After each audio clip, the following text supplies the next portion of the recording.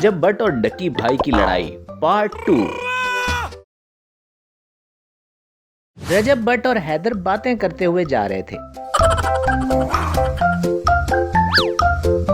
यार हैदर, तुझे पता है डक्की भाई और मेरी फाइट वाली वीडियो लोगों ने बहुत पसंद की है यार। डक्की पब्लिक ये चाहती है कि तुसी लड़ते रहो हमेशा। हाँ यार, लोग तो एंजॉय करते हैं हमारी लड़ाई को, लेकिन माँ जी के डर से मैं तो कभी दोबारा ना लड़ूं भाई। तौबा तौबा, मेरी माँ जी भी फिर कुछ नहीं सुनती, ब्रदर फादर एक कर देती हैं। वो लोग बातें करते हुए जा रहे थे कि अचानक एक उड़ती हुई क्रिकेट बॉल रजब भट्ट को आ लगी।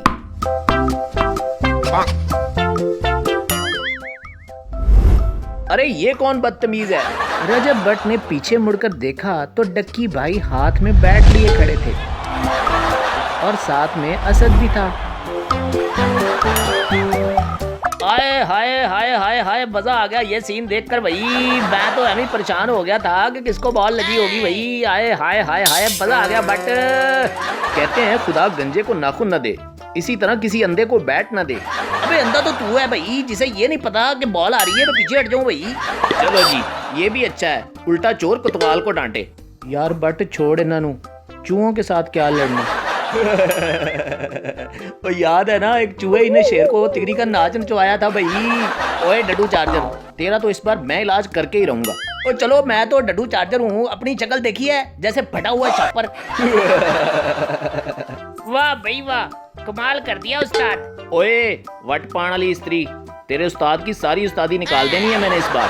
ओए, इससे पहले डक्की भाई कोई जवाब देता, असद बोला, अबे यार छोड़ इनको, मैच खेलते हैं जाकर, सब हमारा इंतजार कर रहे होंगे।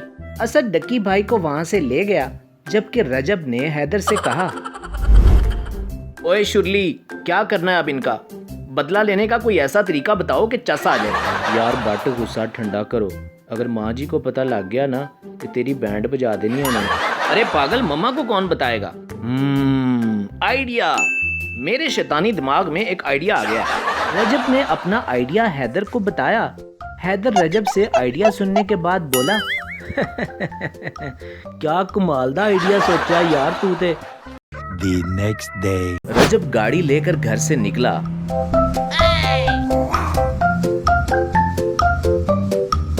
रास्ते में उसने हैदर को फोन लगाया। ओ हैदर, कहाँ है तू? काम है यार तुझसे एक। मुझसे? क्यों इतना निकम्मा समझता है तू खुद को, जो किसी को तुझसे काम नहीं हो सकता? अच्छा हुन चवल मार ली है तो काम भी दस दो भाईजान। हैदर आ गया था।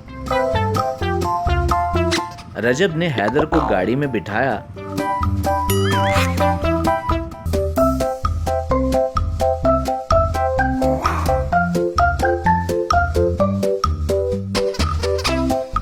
अस्सलामुअलैकुम, welcome back with a brand new story. उम्मीद है सब ठीक ठाक होंगे। मेरे भाई, मेरी बहनें, मेरे अंकल, मेरी आंटियां, मेरे भांजे, मेरे भतीजे सब ठीक होंगे। तो सीन कुछ यूं है कि आपके भाई के सर पे किसी अंधे ने बॉल मार दी है। अब उसी अंधे को मजा चखाना है ताकि उसको आइंदा ठीक से नजर आए। तो चलो तो शुरू करते हैं हम अपना प्लान। रजब और हैदर डक्की के घर के बाहर पहुंच गए थे। यार हैदर, जल्दी जल्दी हाथ चलाने हैं, डक्की भाई के घर से बाहर आने से पहले काम खत्म करना है। घर के अंदर बैठे डक्की भाई असद को कह रहे थे,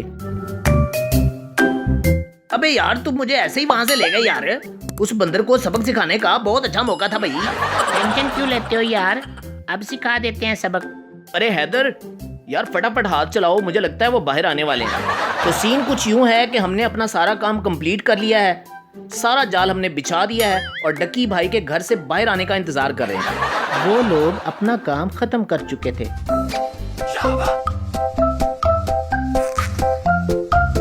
इमला जी, क्या हाल है जी सबके? आए हाय हाय हाय हाय, आज का ब्लॉग बहुत ही मजेदार होने वाला है भाई। रजब भट्ट ने आपके भाई के साथ बदतमीजी की है, लेकिन फिक्र ना करें, आपके भाई ने भी उससे बदला लेने का सोच लिया है। कैमरा ऑफ करके रखने के बाद डक्की भाई और असद घर से बाहर निकल आए थे। डक्की भाई ने पहला कदम अभी बाहर रखा ही था कि फिसल कर वो जा गिरे।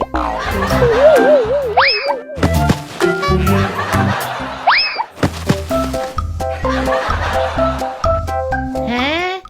बारिश तो हुई नहीं, ये कीचड़ कहाँ से आ गया? असद डक्की भाई को उठाने आगे बढ़ा ही था कि खुद भी गिर गया। अबे कमीने, वो अपनी कार्रवाई डाल चुके हैं भाई, और हम सोचते ही रह गए। डक्की भाई अभी उठकर खड़े हुए ही थे कि फिर नीचे जा गिरे। रजब और हैदर भी वहां आ गए थे। अब पता लगा बट से पंगा नहीं लेते। पहले भी तुझ पर कीचड़ उछाला था, आज फिर तुझे कीचड़ में नहला दिया। ओए स्त्री के मुंह वाले, तुझे मैं छोड़ूंगा नहीं। बेटा पहले तू यहाँ से तो निकल, फिर मुझे ना छोड़ना भले। इन लोगों की बहसबाजी चल ही रही थी कि अरशद साहब वहां से गुजर रहे थे कि ये सूरत हाल देखकर रुक गए। अबे यार, यहाँ से निकलने का कोई सीन नजर नहीं आ रहा मुझे तो। मुझे लगता है इनकी लड़ाई का सीन चल रहा है। अरशद साहब थोड़ा आगे आए और बोले, अस्सलामु अलैकुम व रहमतुल्लाहि व बरकातुहू। अरशद साहब ने आगे बढ़कर डक्की और असद को कीचड़ से बाहर निकाला, जबकि हैदर और रजब घबरा गए थे। बहुत शुक्रिया जनाब आपका। शुक्रिया की कोई बात नहीं, ये तो मेरा फर्ज था। मुझे कुछ कुछ तो समझ आ गया है कि आप लोगों का झगड़ा चल रहा है। मजीद हैदर तुम मुझे बताओगे? मैं? क्यों, तुम गूंगे हो क्या? हैदर ने सारी बात अरशद साहब को बता दी, जिसे सुनने के बाद वो बोले, देखो बच्चों, लड़ाई करना बहुत बुरी बात है और लड़ने झगड़ने वाले को अल्लाह भी पसंद नहीं करता। चलो अब मेरे कहने पे गुस्सा खत्म करके सुलह करो आप लोग। लेकिन अरशद साहब, इस मोटे टिड वाले ने मुझे बॉल मारी थी। लगता है तुम्हारी वालदा से बात करनी पड़ेगी, फिर वो जाने और तुम जानो। नहीं नहीं नहीं नहीं, इसकी जरूरत नहीं। मामा जी को बीच में किधर ला रहे हैं आप? चलो डक्की और रजब, आप दोनों अपनी लड़ाई यहीं पे खत्म करो और जफ्फी डालो। डक्की भाई के कपड़े गंदे थे, वो बोला, आए हाय हाय हाय बट, आजा गले लग जा मेरे यार। डक्की तेरे कपड़े गंदे हैं, दूर रह। ओए आजा बट मेरे यार, मेरे गले लग जा यार। आए हाय हाय हाय हाय हाय। रजब भट्ट ने कपड़े बचाने के लिए वहां से दौड़ लगा दी और डक्की भाई भी उसके पीछे पीछे।